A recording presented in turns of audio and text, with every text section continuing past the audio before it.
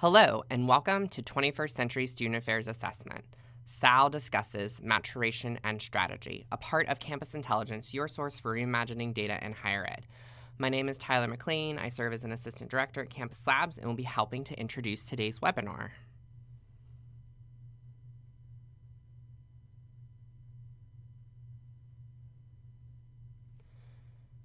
Campus Intelligence offers something for all areas of campus: analytics and insight, improvement and assessment, teaching and learning, retention and success, and student engagement.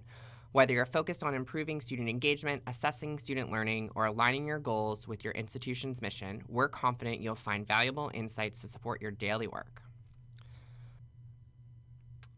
I would like to now introduce our panel facilitator, Dr. Anne E. Lundquist.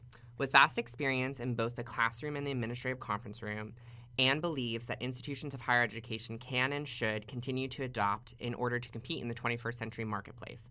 In her role as Assistant Vice President of Campus Adoption, she draws on nearly 30-year career as an educator to help campuses understand the value of technology and data-informed decisions.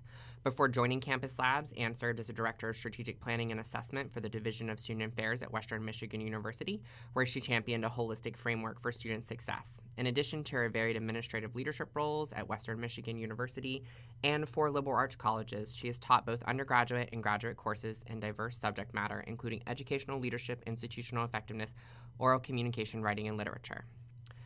As an expert in enterprise risk management, Anne gives conference presentations, leads webinars, and has authored or peer-reviewed numerous articles and book chapters on strategic planning. I'd like to welcome your SAAL panel facilitator, Dr. Anne E. Lundquist. Thanks, Tyler. I really appreciate it. I'm really excited to be here today and be in conversation with my esteemed colleagues that will be serving as panelists for this conversation. The way that that's going to work is I'm going to ask them to introduce themselves. And then for the purposes of the panel, we've had some conversations amongst ourselves about some key questions that we think are relevant to the student affairs assessment conversation today. So each of our panelists are going to share their thoughts and perspectives. And as Tyler mentioned, feel free to add your viewpoints and questions into the chat box as we go. And we'll engage some of those questions throughout the webinar and certainly wrap up at the end with any that we missed along the way. So we're lucky to have our 3 student affairs assessment experts with us, and they also serve key roles in SAAL. So I'm going to let them introduce themselves, starting with Dr. Leslie Meyerhoff. Hi, everyone. It's great to be here. So I'm Leslie Meyerhoff. I'm the Director of Assessment and Planning at Cornell University for Student Affairs. And in that role, I oversee all of our assessment and planning initiatives and priorities for the Student Affairs Division and other duties as assigned, which is, sometimes a large category of my work. I'm currently the chair of SAAL, and I've been on the board for 3 years. I'm glad to be here. Great, thank you so much. And now Cole. Hi everyone, I'm Cole Moore. I'm the Director of Student Life Assessment and Planning and Assistant to the Vice President at Elon University in North Carolina. I oversee assessment and planning for the Division of Student Life. I also oversee the Elon Experiences transcript, communications and marketing, do some budget management for the division. My position isn't interesting as a direct report, sort of a right hand to the vice president, who I support in a few ways, like preparing communications and presentations, along with assessment. I'm the chair-elect for the Governance and Administration Committee, and this is my 2nd role on the board. I was secretary before. Thank you. And then Joe. Hi, everyone. My name is Joe Levy. I'm the Executive Director of Assessment and Accreditation at National Louis University in Chicago, Illinois. I'm responsible for institution-wide assessment, so I'm supporting the degree programs and doing their assessment on the academic side of the house, as well as general education assessment, assessment of our university learning outcomes, and then I also lead our student affairs areas in their assessment. And I have been a member of SAAL since 2013 and served on multiple committees as a member, but I am the committee chair-elect for the Professional Development Committee. Great, thank you so much.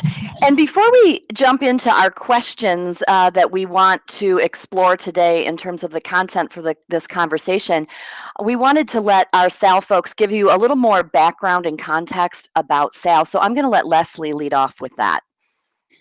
Thanks, Anne. So SAAL is a really young organization, as is Student Affairs Assessment. It began in 2008 with a conversation between Gavin Henning and Aaron Bentram. They were talking about the need for full-time student affairs assessment professionals to discuss issues to improve their work. And by the end of that year, SAAL was born. There was a board of directors that had 11 people on it, and they started having regular meetings. Beginning in 2010, we began to alternate our meetings between ACPA and NASPA. So one year at ACPA, the following year at NASPA, at the annual meetings on the day before the conference officially started, so that people who were already going to one of those conferences could still attend a SAAL meeting. Our goals now have changed or expanded. So they are now that educators who are responsible for coordinating and directing student affairs assessment have the skills, knowledge, and professional support to be effective and ethical assessment leaders. That assessment leaders share and benefit from a sense of affiliation and community with each other, and that there is measurable improvement in the perceived value of assessment and its effectiveness within the field. So we've expanded our main goal to provide opportunities for educators who coordinate assessment in divisions of student affairs to discuss issues and to really get some strong professional development. 2 years ago, we began deliberating, hang on just a second, Anne, I'm not quite ready to go to the next slide. We began deliberating on an ethos statement to guide and define our work, and there are 4 principles that we use to guide our work. Those principles are curiosity, equity, justice, and intentionality. And we really try to incorporate those into the ways that we think about the work that we're doing for the larger body of assessment leaders around the country. Okay, now you can go to the next slide. So how do we function? We have a board of directors that consists of 5 committees. There are 16 people on the board. The External Relations Committee focuses on collaborations and networking. The Governance and Administration Committee is responsible for bylaws and resources, web resources, social media, those sorts of things. The Membership Committee maintains the membership database and engagement and the listserv that, if you're a member of SAAL, you've become very familiar with. And there's also a resource repository. The Professional Development Committee organizes structured conversations, an open course that you'll hear more about at the end of our conversation today, a new blog that I encourage you to look at on our website, and in-person meetups, which we'll also talk about later this afternoon. And then finally, our Advancement Committee is responsible for the Journal of Student Affairs Inquiry, that's hard to say, inquiry, and other ways to advance the field of assessment in student affairs. Membership in our organization is free and open to individuals who work at institutions of higher education in an assessment capacity within and for student affairs. And member engagement is through a very active listserv, attendance at structured conversations, and blog posts. Great, thank you so much, Leslie. And as she mentioned, we'll talk in some more detail about some upcoming things or things that are in motion right now.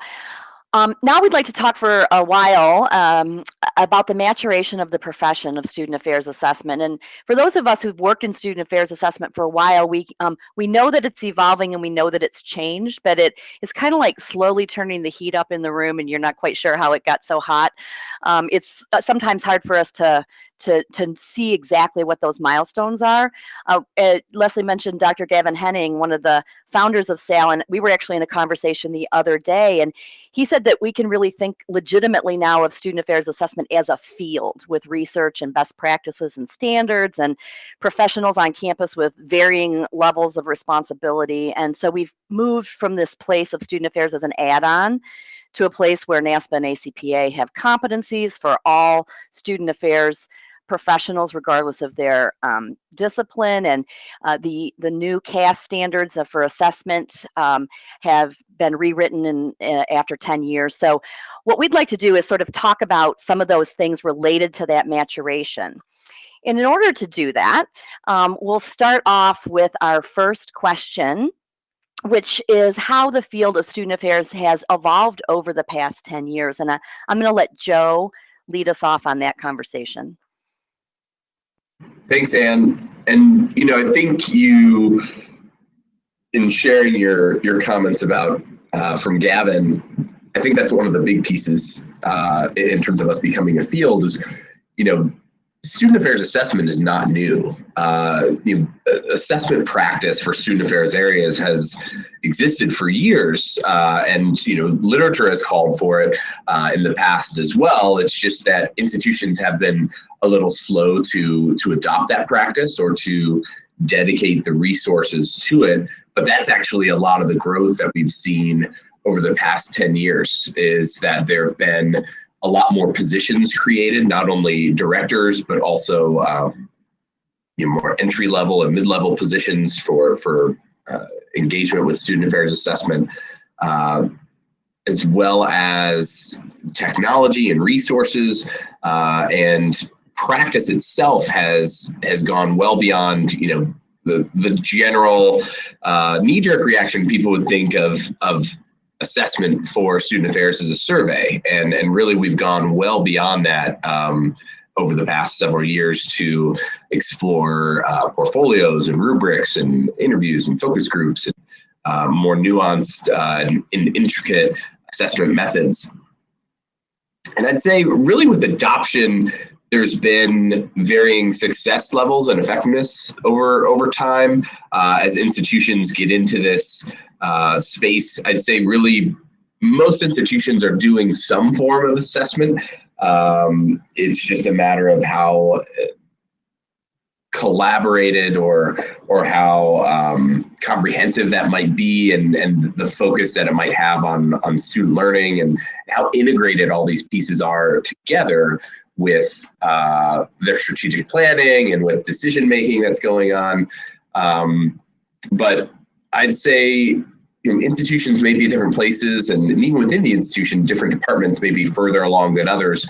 But in general, over the past 10 years, it's become much more common for assessment to be occurring with student affairs areas. And as Gavin said, it truly has become a field where there's, again, positions and plenty of people. And we've even seen SAAL in terms of its membership grow over time.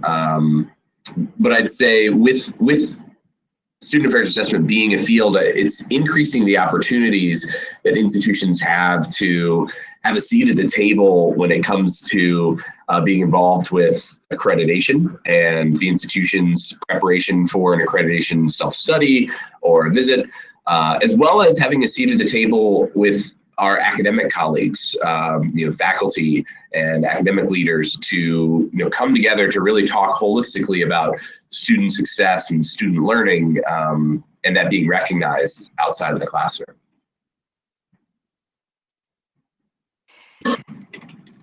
Thanks, Joe. I appreciate that. Leslie or Cole, do you have anything you want to add on to that about Joe's thoughts about the evolution of the field? Yeah, well, I echo everything that Joe said. One of the other things that's really interesting that I've seen more of is the expansion of assessment as a skill being put into all sorts of job descriptions in student affairs outside of assessment, and even seeing it in the adoption of or in new leaders. I was just talking before we got on the call about coming in. I'm working for a vice president of student affairs who is actually a former student affairs assessment director. It's really interesting when you talk about assessment being ingrained into the work that we're doing and into strategic planning and all of the things that are needed on a larger university level, and then starting to see that as a strong and desirable skill in the leaders of your division, offices, and in the institution itself. Great, thanks so much. So let's move to our next question that we're pondering here, and we want to think about what data and evidence priorities have emerged for student affairs divisions. And Leslie, I'll look to you to lead us off there. Thanks, Anne. I don't know whether you can hear it right now, but our clock tower concert is going on. So if you hear music in the background, that's what it is. I looked at this question from two different angles. One is different topics that seem to be emerging, and the other is approaches that are emerging.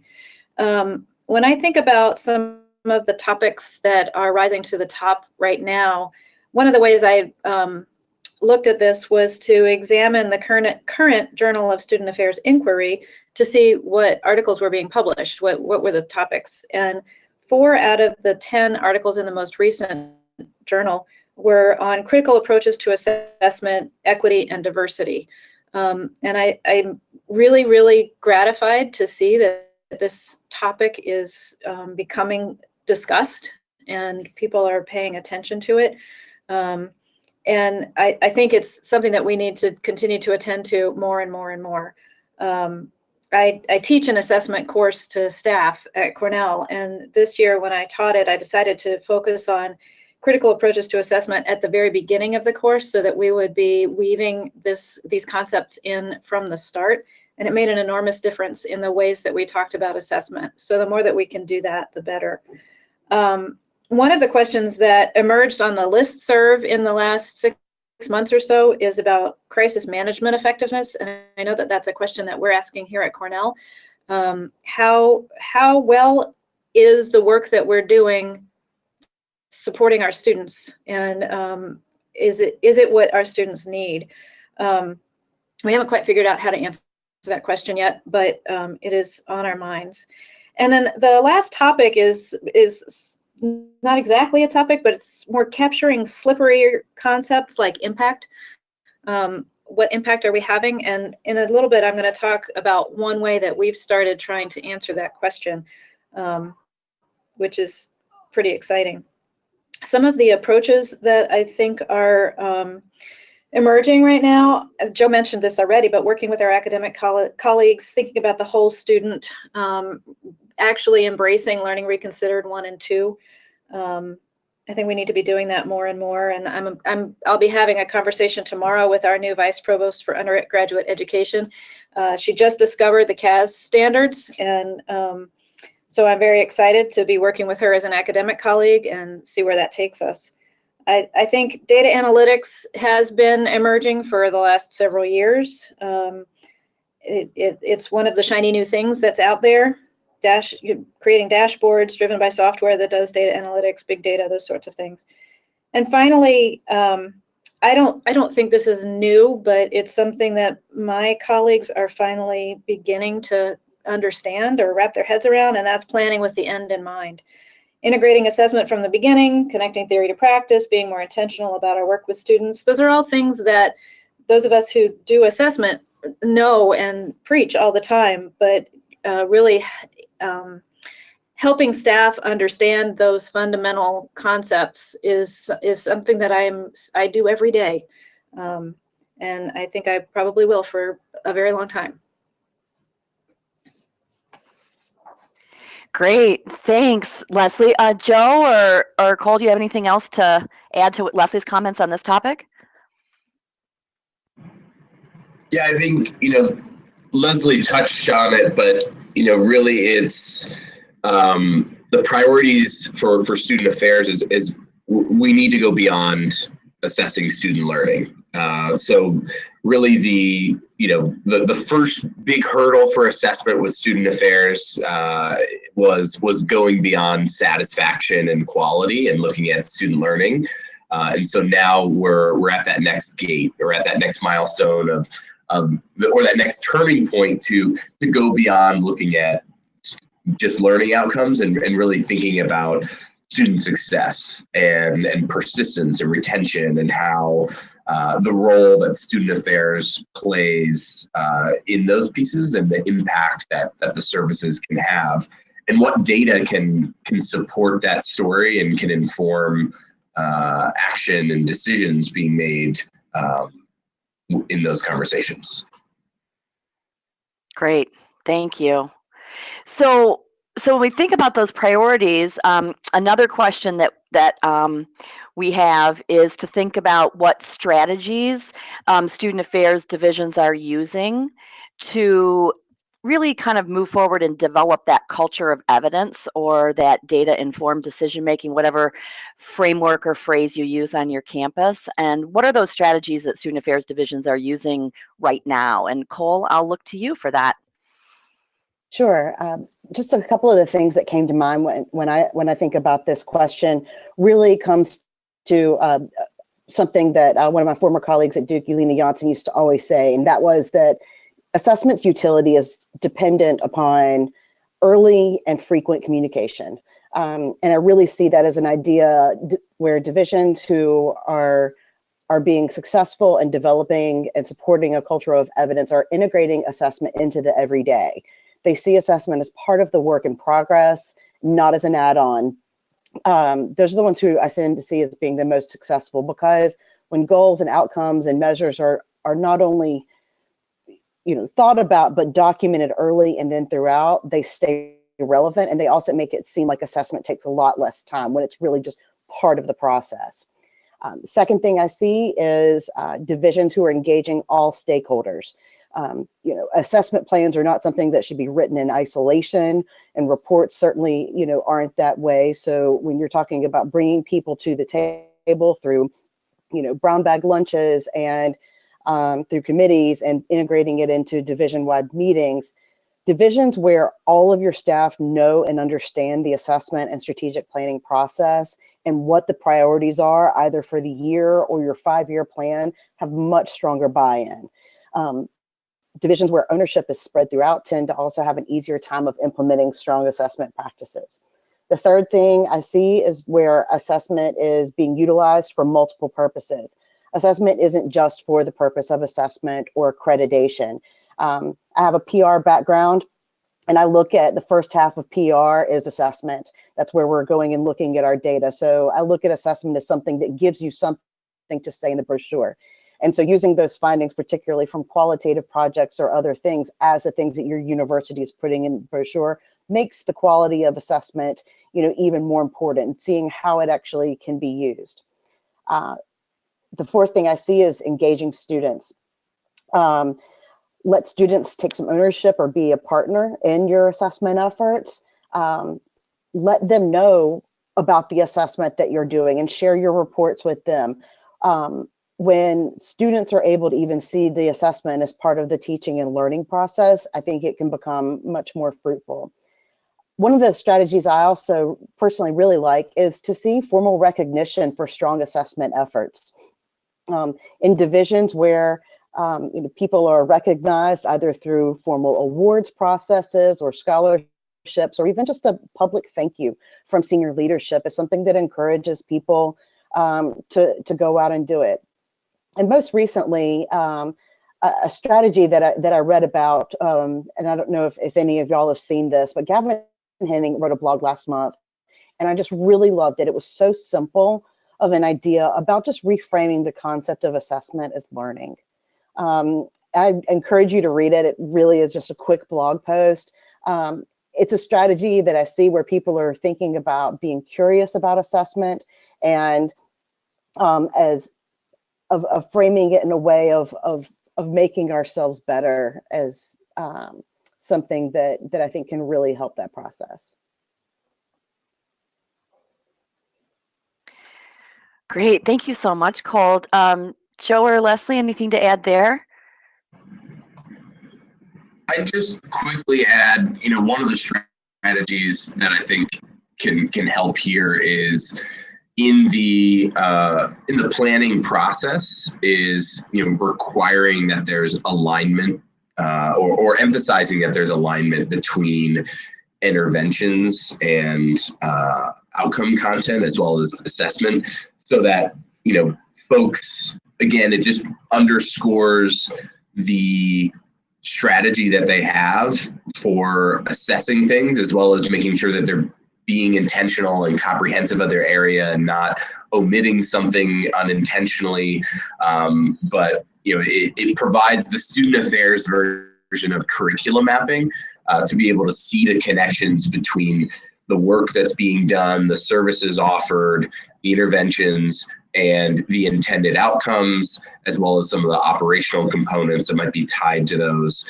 And by having those connections, it just, one, makes things a little more transparent and visible in terms of the connections. But two, then when you get the data back, you see how that data has connections to parts throughout the office or impacts of other areas, so that when you're taking action or making decisions for the future, that you see how these pieces don't exist in isolation and that they have a relationship. And then to that point, when you're looking to make decisions or allocate resources from a divisional perspective, asking people to provide evidence or having data to justify their decisions is something that can both, one, make sure that we're being data informed in our decision making, but two, also just reinforce assessment as an integral part to how we operate and not this standalone separate activity that is just done by areas within their own camps, but that it's something that's done systematically throughout the institution for some common purposes as well as unique purposes per area. Great, thanks so much. So the last thing, and this is a great question that Leslie brought forward for us, is she wanted to talk about what new assessment has energized or inspired you in the past 6 months. So I'm going to look to her to tell us about her energy and assessment passion right now. Yeah, this was a totally self-serving question because I am so excited to talk about this new idea. It's called ripple effect mapping. And I attended a workshop in the fall that was hosted by colleagues from Extension and Engaged Cornell, which is our student engagement, public engagement unit, and some faculty to talk about this approach to learning about impact. I mentioned earlier that we are trying to capture these slippery concepts like impact. And this ripple effect mapping approach gives us one way to do it. And last night we had our first program, or not program, we did our first mapping exercise with a group of students who participated in a beta test of a new orientation class in our College of Arts and Sciences. And we sat with 6 students who were in one of the classes, and we asked them to share stories with us about the impact that being in that class had on them. And we filled an entire wall with stories of how the class itself impacted the students in the class, but also their friends, because they could tell their friends about what they were learning in the class. And it was an incredibly powerful experience. And what we will be left with is a mind map using XMind software that we can download into Excel and then do qualitative analysis with, and really be able to start identifying what are the themes, what are the common things that these students were talking about, how can we describe their experience in ways that will help the College of Arts and Sciences to determine whether to continue or not with this class. So it's so exciting, and I'm looking forward to learning more about it and being able to share more about it. But if you do a Google search for ripple effect mapping, you can learn more about it yourself. Joe, what you want to go next? Sure. For me, there's 2 things that have been inspiring me the last 6 months. The one is a person, C.G. Heiser, who's the director of Student Affairs Assessment at Western Michigan, where Ann used to work. She and I partnered up, and we did a presentation and also co-authored an article, but she's really championing some great efforts around equity and critical theory in assessment work. And so this whole idea of disaggregating your data to understand how all students are impacted or how all students are learning is something that I've been trying to integrate in my work and follow her lead here. And it's not a new idea, but it is something that is just not necessarily always done, because again, assessment can sometimes be time consuming, and it can be a lot of work, and people can critique the efforts. And so sometimes if there's a small number of students of a particular demographic, it's easy to discredit their the voice that they have, or their perspective, because it's a small number. But it's really this idea of, while that is a small number, those are still students, and those are still students whose voice matters, and what can we be doing to better advocate for them and appreciate their perspective, and instead of just looking at the majority, to truly value the outliers and look at the margins and look at this, make sure that we're best serving all of our students. That's something that I've been really working to try and integrate into regular conversations, as well as reporting, challenging academic programs and student affairs areas to go beyond just the average responses that they may see, and then truly break down their data by different demographics. And then the other thing, just given my role, is really trying to find ways in which to connect data across the university. And with it, on the student affairs side of the house, it's trying to look at themes or common outcome elements that may occur across student affairs offices, and truly utilize institutional outcome mapping and connections or alignment between university level outcomes and the area specific outcomes for student affairs, as well as academic programs, so that we can be trying to, again, bring everyone together to talk about elements of critical thinking or aspects related to student success, both inside and outside of the classroom, and sharing and making that data more accessible, so that people are more aware of what we already have and what we already know about how our students are moving through the university.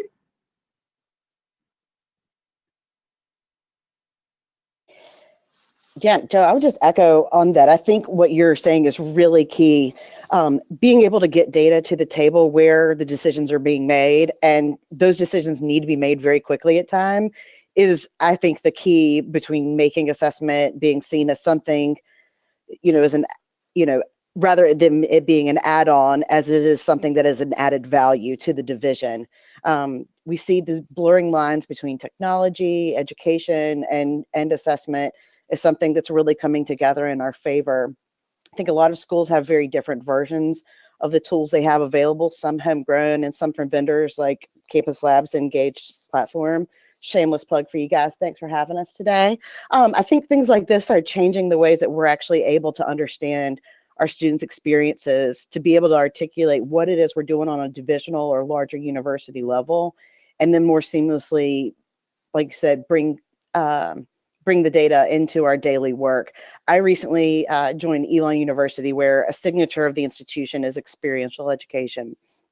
I've been absolutely wowed by the work that's been being done by Rhonda Belton, Rod Parks, Evan Heiser, and a lot more people actually since 1994, to conceptualize, validate, and track the high impact practices that students have during their tenure as undergraduates.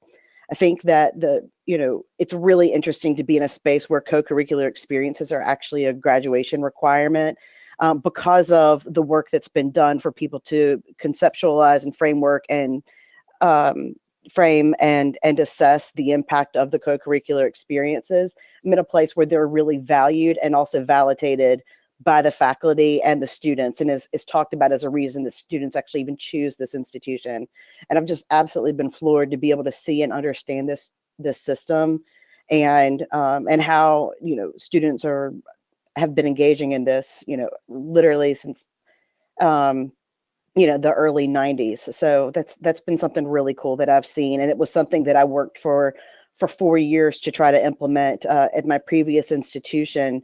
And it takes a tremendous amount of work to be able to create those types of observable data points.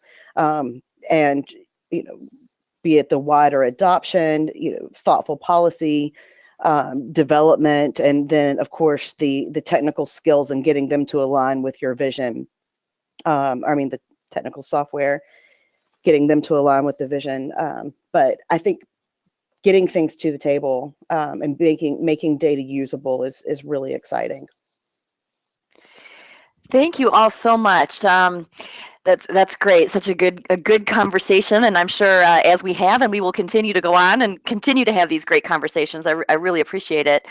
What we'd like to do now is to actually talk a little bit in more detail about the ways that SAAL can support your assessment efforts, and I think, Cole, you're going to walk us through some of the ways that can happen. Yeah, I'll just briefly touch on these, and this was wonderfully created by Whitney Brown at University of Alaska. There are really sort of 3 ways that SAAL can support your efforts, and Joe and Leslie have and will touch on these in a little bit more detail. But through networking and support, I think one of the first things that people really knew about and know is the listserv, and I see this as day-to-day support. I think one of the things that really makes SAAL special is that it is free. As Leslie mentioned, our community began in part because of the emerging call for assessment and student affairs that wasn't, and still isn't in some cases, always actually supported with resources. When I joined SAAL in 2009, my former boss, Stephanie Helms-Pickett, who was part of that original board group, described the group as a collaborative of supportive colleagues. So you can email the listserv a question that you have about anything, and people will write back to you, share examples. It's a really wonderful community of colleagues. We have informal meetings at national conferences. So check out the SAAL, social media pages or website or anyone beforehand. We usually send out an announcement about get-togethers, and it's always very informal. And we're building on our social media presence. Looking at professional development, this is one of the things that has really grown over the last 4 or 5 years. Looking at the structured conversations that will come out that are based on member feedback for desired topics. We are always welcoming new presenters for structured conversations and to hear from the membership about conversation topics that would be desired to have. And we try to get out there and as an organization and present at National Student Affairs conferences as a group. The online open course, Joe's going to talk a little bit more about. And I think finally, we really see the group as one of the aids in advancing and disseminating assessment scholarship and best practices. The Journal of Student Affairs Inquiry, which is also free, which is an e-journal that is available. We're always welcoming contributing authors and certainly readers. All of this can be found at studentaffairs.assessment.org. So there's a lot to it, and we welcome you to the conversation. And I think, Joe, do you want to tell me a little bit more about the class? Absolutely. So we have an open course. It's a MOOC. One of the massive open online courses that's available. SAAL partnered with Colorado State to offer a free 8-week online course. And it's about student affairs assessment. And so it's open to, well, it's an open course, open to anyone, but it applies to really all levels. So whether you're new to assessment or whether you've been in it for a while and in a leadership position, we tried to cater the course to have some applicable elements to all. The course actually started at the beginning of this month on February 5th. It runs until April 2nd. But don't worry, one of the reasons why we are plugging it today is that you can still join now. Registration's open until March 23rd. And the course, it releases content each week. So we are currently in week 4. And so if you signed up today, you could go in and either start in week 1 and work your way up to week 4, or you could hop right into week 4. You don't have to complete the earlier sections to hop into the later content. And if you get a 75% or better on all the quizzes, you'll get a statement of accomplishment. But you need to do that by April 2nd at the close of the course. But the cool thing is that once you sign up, you still have access to the course content in terms of resources and information well after the course closes. And just to give a little additional information about how the course is designed, we have 8 different weeks. Each of them has a theme. So we start off with assessment culture, and then we go into planning. We cover consulting and critique of assessment processes. We cover setting targets or success criteria, taking a critical approach and ethical considerations to assessment work, giving information of how to move from data to decisions. And then in week 7, we have a practical application element of really starting to put these pieces together and apply this information at your campus. And then the wrap up kind of final week there is just looking to reflect on advancing the field and where to go from here with the information. So again, it's a free course, nothing to lose. We have already over 1,100 students signed up. This is the 2nd iteration of the course. And we love feedback from folks. And so if we can make changes to improve it, we already did that for this 2nd round and look forward to what we hear and for potential future sections. Great, thank you, Joe. I think, Leslie, you're going to share with us about some of the ways to connect right now with SAAL, I think. Yeah, I get to talk about the fun stuff. So NASPA starts this weekend. I'm still wrapping my head around that. And we have an open meeting, conversation or networking hour on Monday, March 5th from 7 to 8:30 in Philadelphia. It's at a restaurant called Yakitori Boy. We've reserved a room, and it's under Pam Sheffman's name. And it's going to be sort of a conversation around assessment and also informal networking or chatting with each other, just to really connect and make sure that we know who other people are who are doing assessment work in student affairs, and we can learn from each other. It is cash only, but if you use Venmo, Zelle, or Bank of America to transfer money from person to person, we will be making that possible too. In addition, we're thinking about and working on a social for ACPA. Details will come later on the listserv about that. And so here's the link for how to join our organization, studentaffairs.assessment.org/join, as Cole mentioned. You can sign up to be on the listserv, which will then enable you to send out questions or messages, start a conversation or participate in a conversation, and learn about all the other activities that we have going on within our organization. And we also post things that are going on elsewhere within the assessment world. So we hope that you'll connect with us, and we look forward to having you as part of our organization. Great, thank you so much. I really appreciate that. Looking forward to connecting at NASPA as well. So I'm not sure, I don't see questions that didn't get addressed throughout the conversation here, but if anyone has any questions at this point, feel free to type them into the chat box, and I know our panelists would be happy to take them. Their contact information is at the beginning of this presentation, and they've given you multiple ways to connect with the organization SAAL as a whole. So hopefully you can connect there as well. And barring any questions then, I'm going to turn it back over to Tyler and let him just kind of wrap up with what the next steps are going to be after the webinar. Great. Thank you, Anne.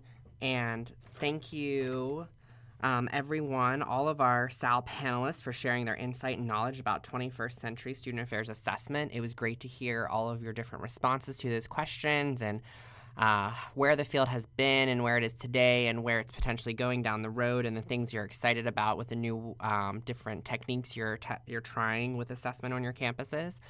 Thank you, everyone, and thank you to all of our panelists and Anne.